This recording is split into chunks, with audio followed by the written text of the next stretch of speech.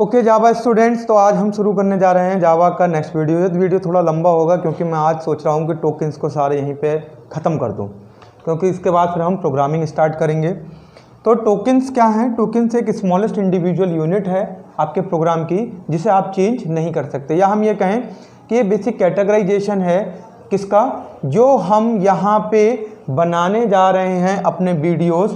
तो उस वीडियोज़ में या जावा में हम ये सीखेंगे कि कैसे हम चीज़ों को कैटेगराइज करते हैं। तो सबसे पहली लाइन यहाँ पे मिलेगी लिटरल्स। तो लिटरल्स क्या है? लिटरल्स है हमारे constant values, constants that never change, यानी कि वो हमारी कांस्टेंट वैल्यू जिन्हें हम चेंज नहीं कर सकते, dates never change.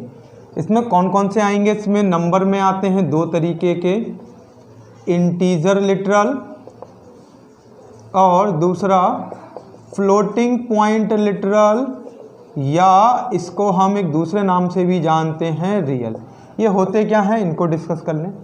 Integer number वो होते हैं चाहे वो नेगेटिव हो या पॉजिटिव हो, बट वो विदाउट फ्रैक्शन या विदाउट डेसिमल पॉइंट के नंबर्स हों। जैसे यहाँ पे लिख लिया 1 2 3 या -8 -7 एक्सेट्रा, ये सारे हमारे क्या कहलाएंगे? Integer literal. Java integer literal को कैसे पहचानती है तो आगे हम डिस्कस करेंगे। कीवर्ड, तो वो दो कीवर्ड से करता है, इंट या लॉन्ग से। यहीं पे आ गया फ्लोटिंग पॉइंट लिटरल या रियल, ये इंटीजर का अपोजिट, कि ऐसे नंबर नेगेटिव या पॉजिटिव जिसमें डेसिमल पॉइंट हो वो क्या कहलाएंगे? हमारे फ्लोटिंग पॉइंट लिटरल। जैसे माइनस का 2.5, माइनस का 8.7 या 3.14 एक्सेट्रा। अच्छा, इसमें एक चीज़ और, अगर आप फ्लोटिंग पॉइंट में किसी नंबर को 2 भी लिखते हैं तो जावा ऑटोमेटिक इसको 2.0 बना देगा। तो इसके लिए कौन से हमारे कीवर्ड यूज होंगे प्रोग्रामिंग में पहचानने के लिए? फ्लोट या फिर डबल। नेक्स्ट है हमारा कैरेक्टर लिटरल। तो कैरेक्टर लिटरल्स वो होते हैं कि एक सिंगल अल्फ़ाबेट और किसके अंदर? Inside single quotes.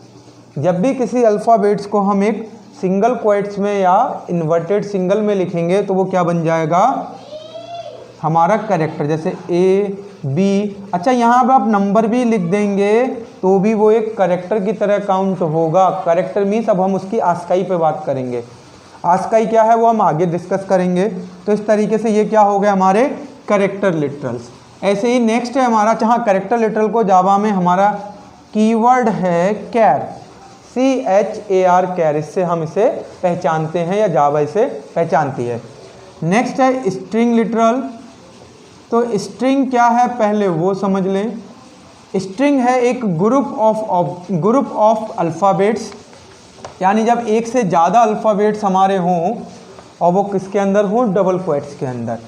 Group of alphabets inside double quotes, तो वो क्या कहलाएगा? स्ट्रिंग। जैसे आपने लिखा हेलो, जावा एक्सेट्रा, ये क्या हो गया हमारा? स्ट्रिंग। अच्छा, स्ट्रिंग के लिए जो हमारा कीवर्ड यूज़ होता है वो स्ट्रिंग ही है और एस इसमें कैपिटल है, तो ये हमें ध्यान रखना है। नेक्स्ट है हमारा यहाँ पे जो लिटरल है वो है हमारा बूलियन लिटरल। ठीक है, बूलियन लिटरल जो है ये हमें आंसर देता है ट्रू या फॉल्स में, और ये जो है इससे रिप्रेजेंट करते हैं हम इसको यहाँ पे स्मॉल में बूलियन लिखकर ही। अच्छा, अगर हम कंपैरिजन करें किसी नंबर्स में या किसी वेरिएबल्स के बीच में, तो जब भी बाय डिफ़ॉल्ट आंसर आएगा तो वो डिफ़ॉल्ट आंसर किस में आएगा? हमारा बूलियन में। ये थे हमारे क्या? लिटरल्स। अब हम आगे बढ़ते हैं नेक्स्ट कैटेगरी पे, वो है कीवर्ड्स। कीवर्ड्स क्या हैं इनको देख लेते हैं। कीवर्ड क्यों बनाए गए उसके पीछे की स्टोरी अगर हम समझना चाहें तो वो थोड़ा सा मैं आपको एक्सप्लेन करने जा रहा हूँ। मैं सोच रहा हूँ कि आज ये थोड़ा सा जो ये टोकन्स के जो होते हैं ये थ्योरेटिकल पोर्शन है, तो इन थ्योरेटिकल पोर्शन को हम यहाँ पे एक बार में ख़त्म कर दें। तो दीज आर रिजर्व वर्ड्स, और ये कभी भी नेवर हम चेंज नहीं कर सकते। जैसे ये इनको लिखा गया है वैसे ही हमें लिखना इनको ज़रूरी होगा। तो इंग्लिश के कुछ स्पेशल वर्ड्स ले लिए या इंग्लिश के कुछ सेलेक्टेड वर्ड्स ले लिए, उन्हीं की हेल्प से हम प्रोग्रामिंग करते हैं, तो उन्हीं को हम क्या कहते हैं, कीवर्ड। एग्जाम्पल यहाँ पे इंट है, फ्लोट है, क्लास है और आपका इम्पोर्ट है, एक्सेट्रा, ये सारे हमारे क्या हैं, कीवर्ड। क्योंकि इंग्लिश में अगर हम पूरी डिक्शनरी पे जाते तो डिक्शनरी अपने आप में इतनी बड़ी है, बहुत ज़्यादा कन्फ्यूज़न हो जाता, तो इसलिए क्या करा, सेलेक्टेड वर्ड्स को ले लिया। इसके अलावा इंग्लिश के कुछ ऐसे भी वर्ड्स होते हैं जिनका मीनिंग, स्पेलिंग सेम रहेगी, मीनिंग अलग अलग हो जाता है, तो उस केस में हम क्या करते हैं, उस केस में हम इंग्लिश के सेलेक्टेड वर्ड्स यहाँ पे ले लेते हैं। अब नेक्स्ट टॉपिक की तरफ हम बढ़ते हैं, वो है हमारा आइडेंटिफायर। आइडेंटिफायर्स का सिंपल सा मीनिंग है कि एक वैलिड नेम देना, valid name given two variable और फंक्शन और क्लास, सबके लिए जो हम एक वैलिड नेम देने जा रहे हैं वो हमारा क्या कहलाएगा, आइडेंटिफायर्स। यानी कैसे हम आइडेंटिफाई करेंगे, तो इसके लिए कुछ रूल्स हैं, उन रूल्स को हम डिस्कस कर लेते हैं। सबसे पहला रूल कि जो भी नेम है वो नेम स्टार्ट होगा किससे, अल्फ़ाबेट से, अल्फ़ाबेट्स, ठीक है, या कोई भी हमारा कैरेक्टर वैल्यू से, अल्फ़ाबेट्स। अब अल्फ़ाबेट्स हमारे चाहे वो अपर केस में हो या लोअर केस में हो, upper means capital letter, lower means small letter.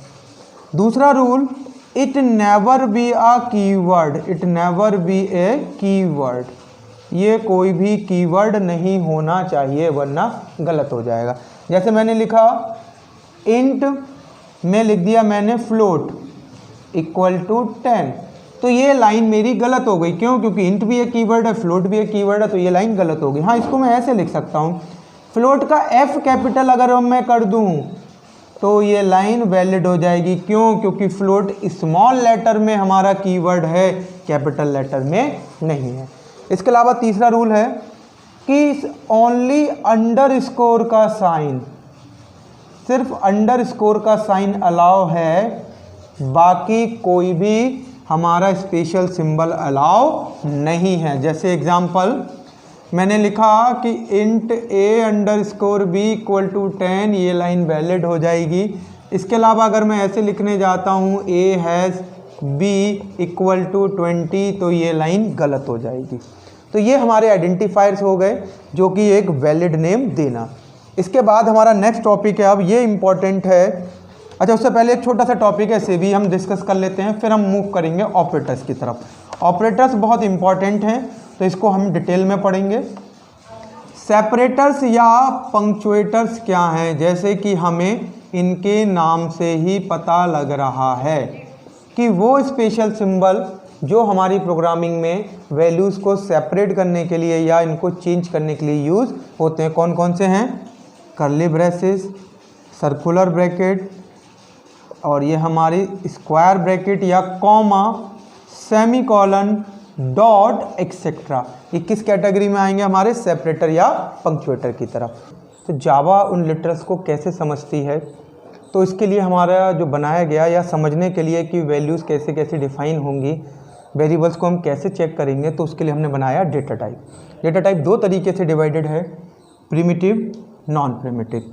Primitive को हम और भी नाम से जानते हैं, इसको हम बेसिक भी कहते हैं या इसको हम इंट्रिंसिक भी कहते हैं, इंट्रिंसिक, या इसको नॉन प्रिमिटिव को हम रेफरेंस डेटा टाइप भी कहते हैं, या इसको हम दूसरे नाम से क्या जानते हैं, कंपोजिट डेटा टाइप, और भी बहुत सारे नाम हैं, या इसको एक्सट्रिंसिक भी हम कहते हैं।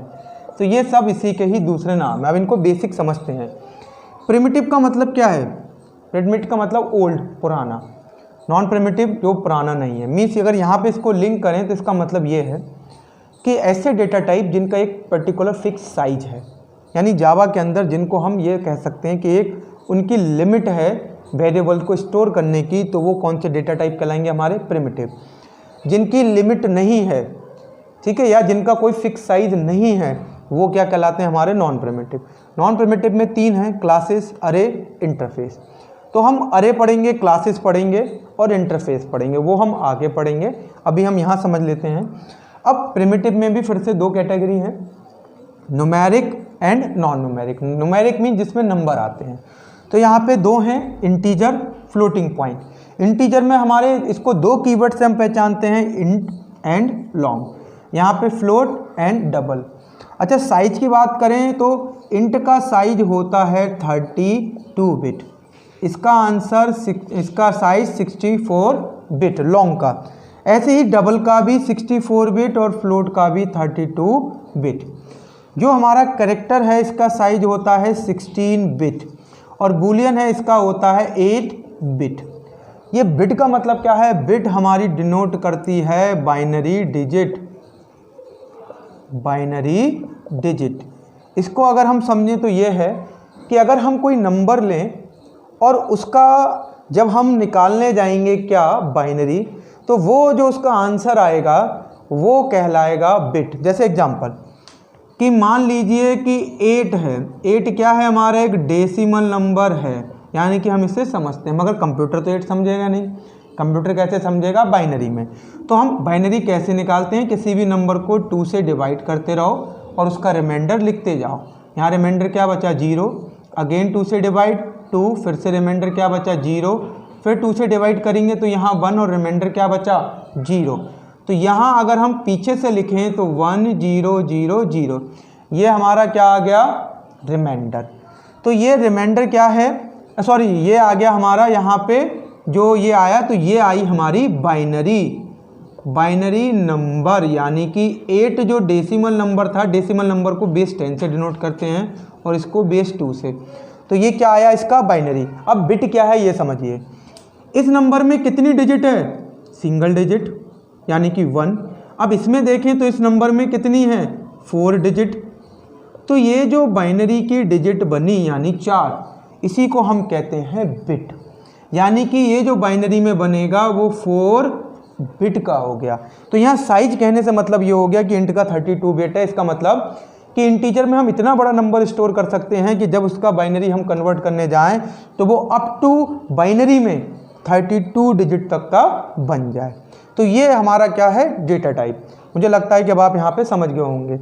ऐसी कैर है तो ये क्या है? ये नॉन न्यूमेरिक क्यों है? क्योंकि इसमें हम नंबर्ड वैल्यू स्टोर नहीं कर सकते। तो एक छोटा सा टॉपिक था डेटा टाइप, जिसे मैंने आपसे डिस्कस कर दिया।